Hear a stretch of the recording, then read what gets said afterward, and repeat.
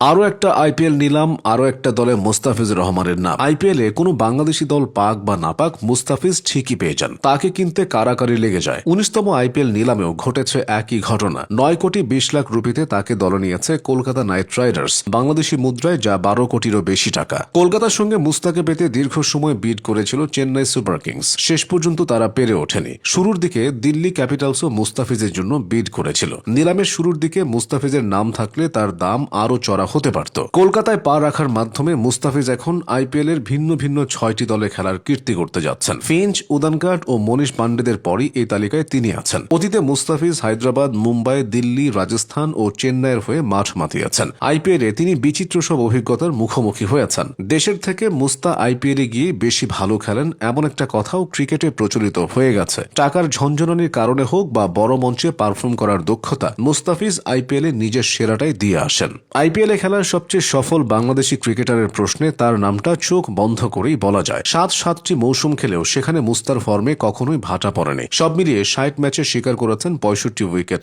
অনেকটা মুস্তার কারণে ২০১৬ সালে হায়দ্রাবাদ তাদের একমাত্র শিরোপাটা জিতেছিল। সে আসরে তিনি উদীয়মান ক্রিকেটার হয়েছিলেন। টুর্নামেন্টের ইতিহাসে একমাত্র অভারতীয় হিসেবে মুস্তাফিজের সেই কীর্তি আজও টিকে আছে। ২০১৫ সালে ভারতের বিপক্ষে রূপকথার মতো উত্থান হয় ফিজের। এরপর তিনি সে বছরই আইপিএল ফ্র্যাঞ্চাইজিদের নজরে আসেন। ২০১৬ আইপিএল এর নিলামে নাম দেওয়ার পর ১,৪০,০০,০০০ রুপিতে তাকে কিনে নেয় সানরাইজার্স হায়দ্রাবাদ। দলটির অধিনায়ক তখন ডেভিড ওয়ার্নার। আইপিএলে মুস্তাফিজের শুরুটা হয়েছিল স্মরণীয়। বেঙ্গালুরুর গেইল, কোহলি, ডি ভিলিয়ার্স এবং ওয়াটসনদের নিয়ে সাজানো ব্যাটিং লাইন আপের বিপক্ষে তিনি দারুণ বোলিং করেন। ওই ম্যাচে কোহলিরা ২২৭ রানে বড় সংগ্রহ করলেও মুস্তা দিয়েছিলেন মোটে ২৬ রান। পেয়েছিলেন ডি ভিলিয়ার্স এবং ওয়াটসনের মতো গুরুত্বপূর্ণ উইকেট। এরপর হায়দ্রাবাদের একাদশে তার নিয়মিত সুযোগ হতে থাকে। তিনিও একের পর এক ঝলক দেখাতে থাকেন। কখনো ভয়ঙ্কর কাটার, কখনো দুর্ধর্ষ ইয়র্কার। ২০১৬ সালে মুস্তা ছিলেন অপ্রতিরোধ্য। তার ইয়র্কারের স্ট্যাম্প উপড়ে গিয়েছিল আন্দ্রে রাসেলের, মাটিতে লুটিয়ে পড়েছিলেন ওয়েস্ট ইন্ডিজের এই দানব। নিয়মিত উইকেট নেওয়া ছাড়াও ফিজের কিপ্টে বোলিং তখন ম্যাচ ঘুরিয়ে দিত।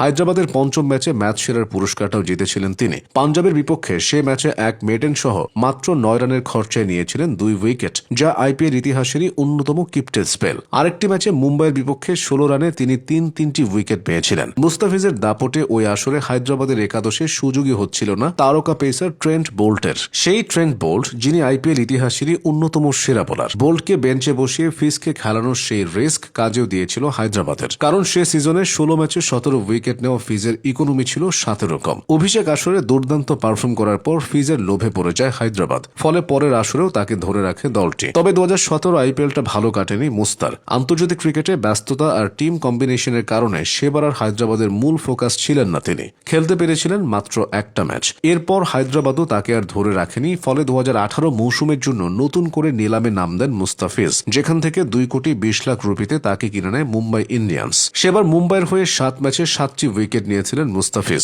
এরপর টানা ২ মৌসুমে আইপিএলে ছিলেন না তিনি। ইন্ডিয়ান প্রিমিয়ার লিগে তার কামব্যাক হয়েছিল ২০২১ সালে রাজস্থান রয়্যালসের মাধ্যমে। তখন থেকে আইপিএলে একটানা খেলেই যাচ্ছেন কাটার মাস্টার। সবশেষ ধোনির চেন্নাই সুপার কিংসে তার জার্নিটা ছিল স্মরণীয়। চেন্নাই তাকে ছেড়ে দিলেও কলকাতা টেনে তুলেছে। এভাবেই আইপিএলে কোনো না কোনো দলে ফিজের ঠাঁই হয়েই যায়।